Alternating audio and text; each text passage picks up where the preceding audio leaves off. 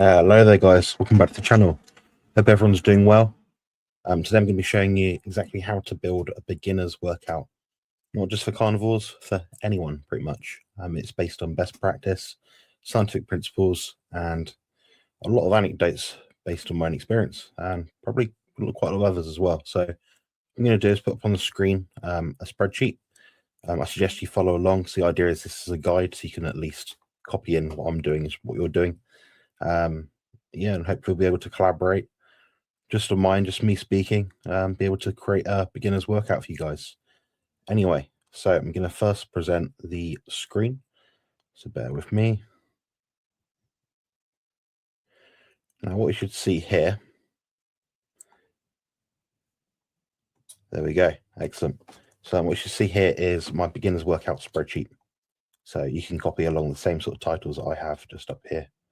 That's what I suggest personally. So first you want to work out how many days per week you train.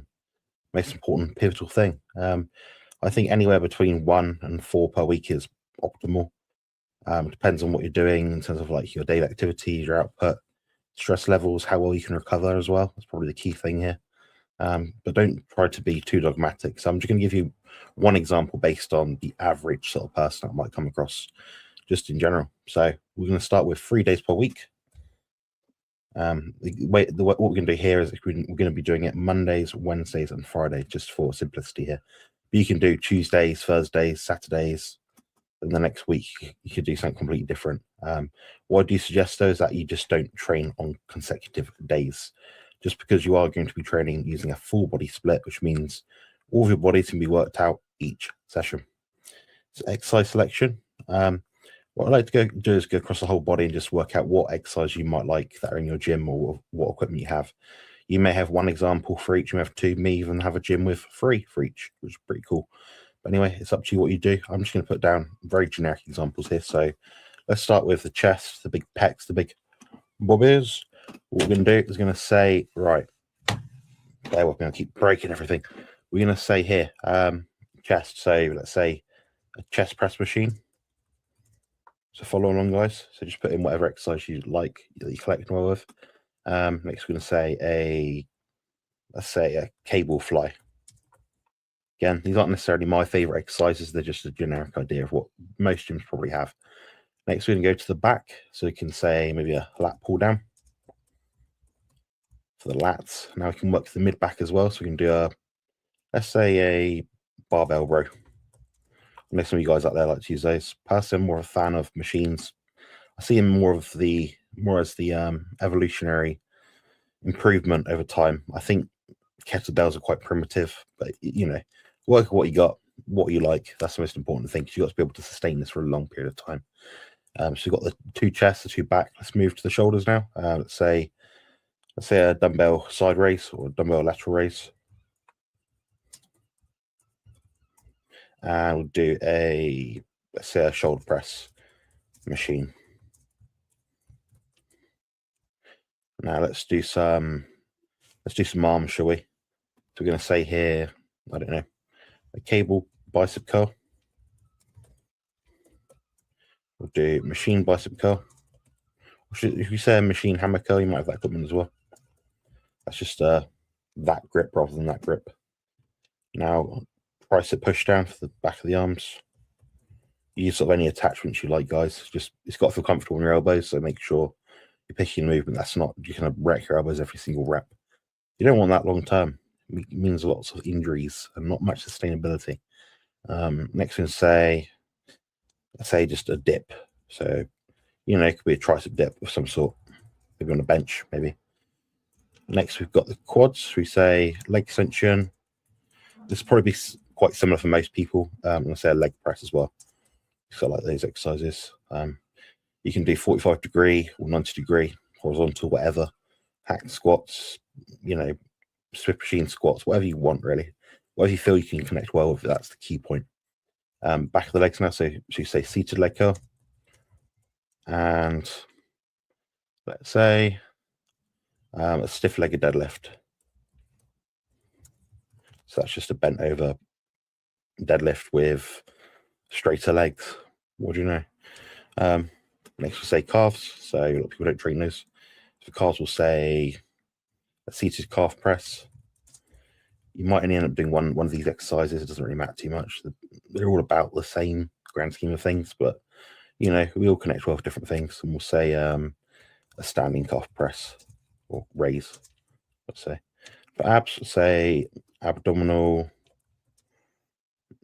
plank, people like those for core strength. You can do a sort of variations of cables as well, but let's just stick with simple exercise most people know.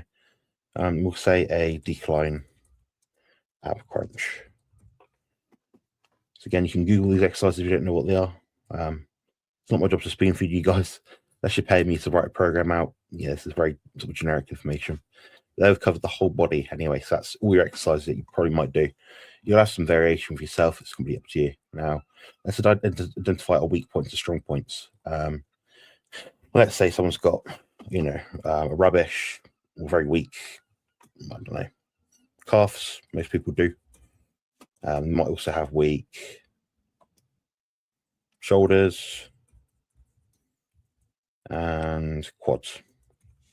So just suggest picking 2 or 3 exercises or body parts which are very much like they're trash. They don't look very muscular or good. They might help with your toning as well if you're worried about that. So you can sort of specialize in that sense as well. Now, strong points, you might have great on the flip side. You might have great hamstrings. Most people don't, but there we go. Shoulders, so the other strong points you might say chest, big pecs, big boobs. Then for the strong points as well, you might say, I don't know, you might have great biceps, for example. There we go. So we got some strong points, weak points. Now what I want you to do, guys, is work out, of course, the weights you're going to be using. You have to start from bare basics. So, you know, start with the lowest possible weight, move it. How does that feel? Increase it a bit, increase a bit. You don't necessarily have to go to failure each set. I suggest at least training to a point where you can sort of say, yeah, I worked pretty hard in that set that caused a bit of strain on the muscles, you know. So you just build that up over time. Intensity doesn't have to be 10 out of 10 all the time. Ideally, it should be if you're near the upper echelon of, in terms of your muscle accrual of time, if you're more advanced, more elite, top heavyweight bodybuilder, in which case, yeah, you're going to have to train harder to get the same sort of benefit over time, but that's probably what I'd suggest. Now, we're going to do the split itself. So, and before we get into that, let's talk about the restoration as well. So, I mean, for hypertrophy, so absolute muscle gains, the focus on building the most amount of muscle. The biggest lever we apparently have, according to apparent science, is mechanical tension. So, you know, it's not a case of how pumped can we get the workout, get the muscle group in a workout, how quickly we can train. You know, training should be specific, it should be precise, should be focused, should be intense. You're not going to be able to do that if you're jumping from one to the other really fast. That's a completely different goal. Remember, this is for hypertrophy training specifically. It's not a fitness workout, although you will by default get fitter doing it. So you might say, let's say rest as long as needed, but let's just say, I don't know, 180 seconds. That's 3 minutes, obviously. There we go. So we've got a rest rate. We've got our days per week, how long going to rest between sets, what exercise we're going to do, what our strong and weak points are. Now, putting it all together is the key point. So what I'm going to suggest here is probably let's put the more intensive body parts first, just because they use a lot of energy. So we're going to put quads in first. So let's say leg extensions. Then we might say add in, I don't know, the shoulders next. So it might be shoulder press.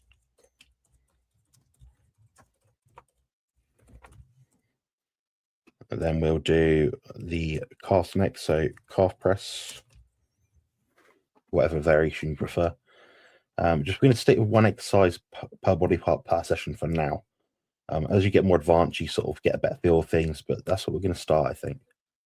You can do 2, but the thing is, the more exercise you end up doing, the more risk of overtraining you have. We're starting at bare basics just to get you in the gym, work each muscle group, feeling it, and getting better and stronger over time. So that's what we're focused on here. So do remember that as you're listening in. Now next we've got other body parts to do on Monday as well. It's a full body workout, guys, 3 times per week. So here we have the weak points put in the first part of the workout. Makes more sense. You got more energy at the start, more focus. You can apply more intensity. You got more ACP going for the system to actually activate the muscle groups, less burnt out, less fatigue. So yeah, put the weakest body parts or machines exercises that you have first. We can move on to the stronger parts towards the end. And that pretty much leaves us with, we've got abs, which are pretty good. So we need to add an ab workout. Just trying to make sure I haven't missed anything here. Abs and triceps will be the middle bits. So the bits that are not necessarily strong, not necessarily weak. So let's say abs next. Let's say decline ab crunch. And we're going to say, let's do the triceps. So I don't know, cable push down, whatever grip you prefer again. And now let's add in the strong points. So this is the next part of it. This is the things that you are less focused on building. You're still going to try hard in this session, but you're not going to be able to apply as much intensity as opposed to if you had them at the start of the session. So here we're looking at the hamstrings, chest, and biceps. So what I might suggest personally is just using the more energetically expensive movements first. That might be, it could be chest or hamstrings, depends how you do them, but let's just say chest press. And then we go hamstrings. And the least fatiguing biceps at the end. So bicep curl, bear with.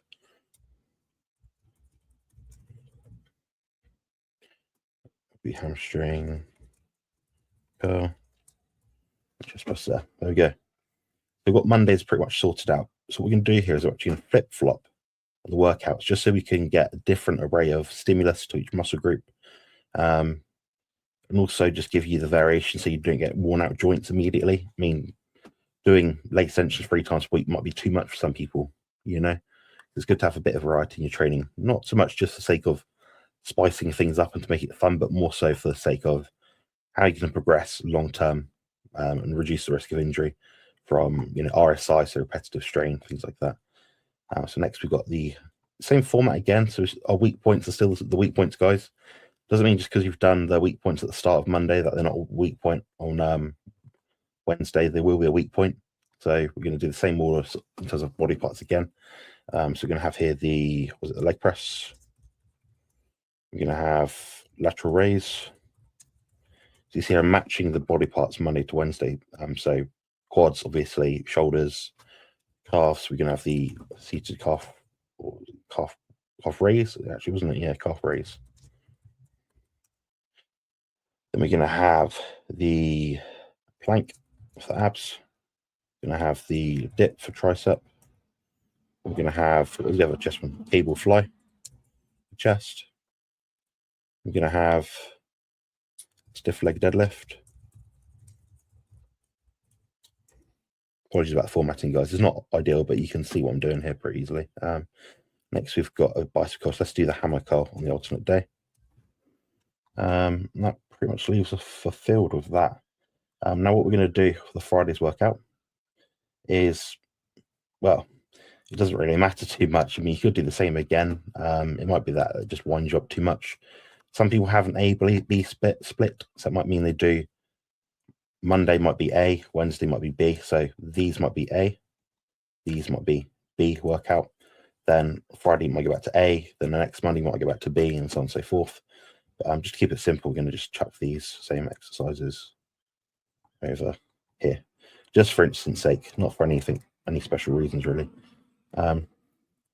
So we have it. So there's your workout basically. Now what I suggest doing, which is right up here, sets. Now this is where it gets interesting. Generally speaking, you can build muscle from 1 set per exercise per body part per session, in my experience and from working with lots of clients.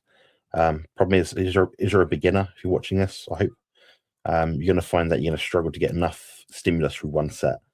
Not because you're not trying hard enough, but I mean, who's going to activate more muscle groups or muscle fibers in a workout, in a competition? Eddie Hall or Margaret from, I don't know, Denver, Colorado, who's 60 years old, who's just stepped in a gym?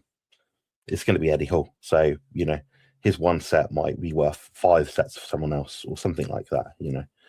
So it's all based around what you can achieve based on your own perception of intensity. So what I'm going to say here is just start with 2, 2, 2, 2, 2, 2, 2.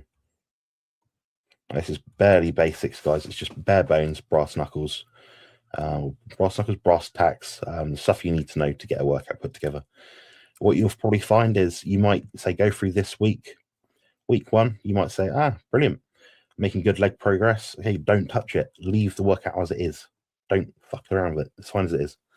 Then if you're trying to look at, I don't know, developing, say, your abs, say this ab workout was insufficient, you didn't get much soreness, you didn't feel like a benefit was there, you didn't connect well, what you might actually end up doing is going up to 3 sets per session, you know? So this is per session, guys. So, you know, leg extension on a Friday might be 2 sets. Plank on a Wednesday might be 3 sets at this point. But what you have to remember here is if you're fatigued from doing 2 sets of everything from week 1, like very fatigued, bear in mind you may adapt to it, you may not. If it's too much, you're too tired, you're feeling like, oh, I'm just not recovering, so sore, you know, pick a muscle group that perhaps is not recovering well. So it might be, for example, say the hamstrings are getting really, really sore each workout and you just can't progress each lift each week. What you're going to do here is just reduce it to 1. So then you've facilitated more recovery capacity for other muscle groups that might be lagging behind. Anyway, hopefully that's useful. I thought I'd give you guys a few examples there. But yeah, basically that's how I put together a beginner's workout. It's very simple. It's not meant to be specialist, really. Obviously, there's some specialism to it. And if you wanted a custom training plan just like that, made for yourself, based on the information that you give me, I'll be happy to put one together. I currently charge something like £40 or $45, $50, which I think is insane. Most of you guys out there are probably paying that for like half an hour's a PT session. But I'll actually go through your notes, sort of work through it to make sure the plan is bang on for you from the get-go. But yeah, check that out, guys. My website is carnivore-muscle.com. You'll see that below on the screen here. And also on the little ticker banner going along here. My logo is, of course, here that I'm wearing right now. But yeah, let me know what you think, guys. Please hit like if you haven't yet already. Subscribe if you want more content like this. I'm probably going to make a mini series like this just to sort of show you guys how to put beginner, intermediate, and advanced workouts together. And if I'm honest, the advanced workouts probably won't get many clicks because by the point someone is advanced, they already know what they're doing. Some things just take time. It just takes time to build muscle and let it marinate in a sense. But yeah, this at least get most of you to a good point in your starting training career, whether it be bodybuilding or strength training, or any kind of endeavor you sort of approach. But thanks very much. Enjoy the rest of your day, and I'll speak to you guys soon. Cheers. Build muscle and lose fat on the carnivore diet.